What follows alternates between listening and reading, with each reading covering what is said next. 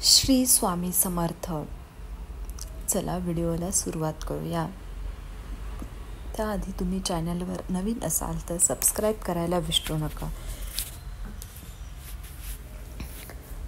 श्रावणातल्या सोमवारी स्त्रियांनी केस का धुवू नये हे आता आपण बघणार आहोत. त्यापासून कोणते नुकसान होतं, स्त्रियांनी केस कधी धुवायचे यावर शास्त्राचं बंधन का, हे सगळे नियम स्त्रियांवरच का, मग योग्य दिवस कोणता, यासारखे सर्व प्रश्न आता आपण बघणार आहोत. सोमवार महादेवाचा हे आपण बालपणापासून शिकत आलो आहे. महादेवाला प्रिय असलेल्या गोष्टी देखील सोमवारी आपण अर्पण करतो. पण अप्रिय गोष्टींचे कोणत्या आणि त्या का टाळाव्यात याबद्दल आता आपण बघणार आहोत. 5 ऑगस्टपासून श्रावण सुरू होत आहे आणि सुरुवातच होते श्रावण सोमवारपासून.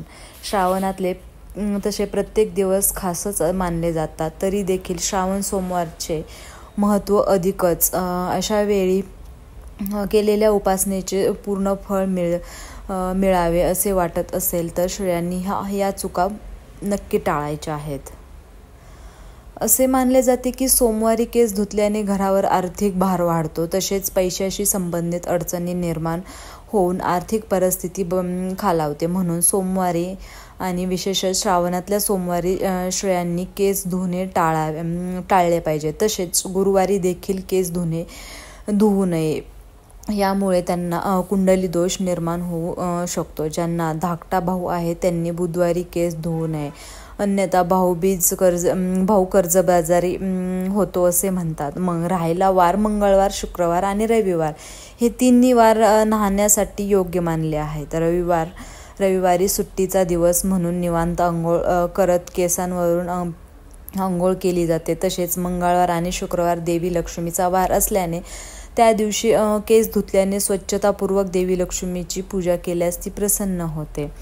सोमवार, बुधवार, गुरुवार या दिवशी उपास, सण, उत्सव आल्यास केस धुणे लाभदायी ठरते का, तर नाही. शास्त्रात हे वार अमान्य ठरल्यामुळे निमित्त कोणतेही असले तरी ते दिवस निषिद्धच मानले जातात.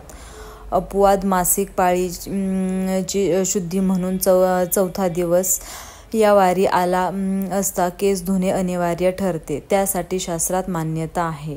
पण एरवी पाळलेल्या नियमांचा लाभ स्त्रियांनी आणि पर्यायाने त्यांच्या कुटुंबालाच होतो. पण हे सगळे नियम स्त्रियांनाच का, तर नियम आणि अटीबंधने आल्यावर स्त्रियांना या गोष्टी जाच वाटू लागतो आणि त्या बंडखोरी करण्यास धजावतात. मात्र धर्मशास्त्रात दिलेल्या गोष्टी नक्कीच विचारपूर्वक दिलेल्या आहेत. यावर विचार केला आणि विश्वास ठेवून आपण पालन केले तर त्याचा लाभ इतरांना नाही तर स्त्रियांनाच नक्की होईल. स्त्रीला दुहिता म्हटले जाते. दुहिता म्हणजे दोन्ही घरांचे हित पाहणारी. दोन्ही घर अर्थात सासर आणि माहेर. ती जेवढ्या आपुलकीने घरच्यांसाठी करते तेवढीच आपुलकी तिला घरच्यांकडून मिळतेच असं नाही. तरी देखील ती आत्मीयतेने घर साधून ठेवते. ती प्रेमपूर्वक वागणुकीने घरच्यांचे मतपरिवर्तन करू शकते. अर्थात बदल घडण्याची क्षमता तिच्यात असते. म्हणून अनेक व्रत, नियम, उपाय स्त्रियांना सांगितले जातात, कारण परिवर्तनाची सुरुवात तिच्यापासूनच होते. केस धुणे हा स्वच्छतेचा एक भाग असला तरी वरचेवर केस धुणे हे अलीकडची फॅशन झाली आहे.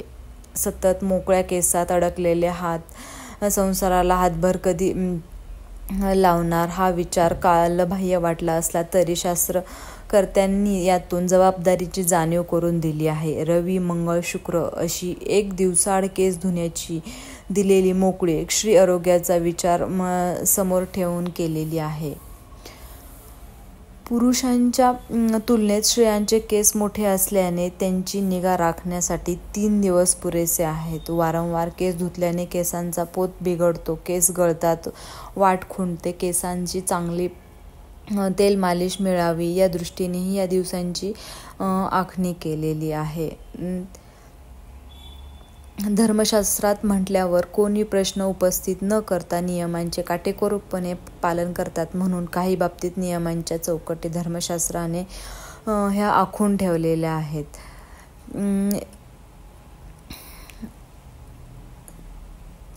श्री आरोग्याचा विचार करता श्रावण सोमवारी नटण्या मुरडण्यात वेळ न दळवता ईश्वर सेवेत तो वेळ व्यतीत करायचा आहे. या नियमांचे सार आहे असे म्हणता येईल. तर अशा प्रकारे हे केस धुण्याचे काही नियम आहेत. तुम्ही सुद्धा आवर्जून त्या जे वार सांगितले आहेत त्या वारालाच केस धुवत जावा.